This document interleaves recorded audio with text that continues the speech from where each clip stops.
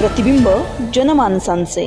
नगरमध्ये गुंडांचे राज्य। कुख्यात विजू पठारचा सिद्धार्थनगरमध्ये दिवसाढवळ्या तरुणावर जीवघेणा हल्ला, पोलीस प्रशासनावर प्रश्नचिन्ह। अहिल्यानगर शहरातील कायदा व सुव्यवस्थेचा बोजवारा उडाल्याचे चित्र पुन्हा एकदा समोर आले आहे। रेकॉर्डवरील कुख्यात गुंड विजू पठारे याने आज 15 मार्च रोजी सिद्धार्थनगर परिसरात अविनाश घोरपडे या तरुणावर धारदार शस्त्राने दिवसाढवळ्या जीवघेणा हल्ला केला। या हल्ल्यात अविनाश घोरपडे गंभीर जखमी झाला असून त्याच्या हातावर खोल जखमा झाल्या आहेत।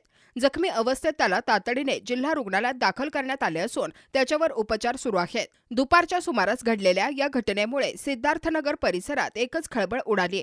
अचानक झालेल्या हल्ल्यामुळे परिसरातील नागरिक घाबरून गेले। स्थानिकांच्या मदतीने जखमी तरुणाला तातडीने रुग्णालयात हलविण्यात आले। घटनेची माहिती मिळताच तोफखाना पोलीस घटनास्थळी दाखल झाले आणि तपास सुरू केला।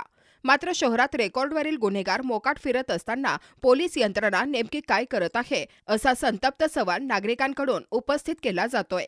दरम्यान हा हल्ला नेमका कोणत्या कारणातून झाला याचा तपास पोलीस करत आहेत। मात्र दिवसाढवळ्या गुंडांकडून अशा प्रकारे दहशत माजवली जात असेल तर शहरातील कायदा आणि सुव्यवस्था कुठे आहे, असा प्रश्न आता जोर धरू लागला आहे। या घटनेमुळे परिसरात भीतीचे वातावरण निर्माण झाले असून गुंडांवर कठोर कारवाई करण्याची मागणी नागरिकांकडून होत आहे।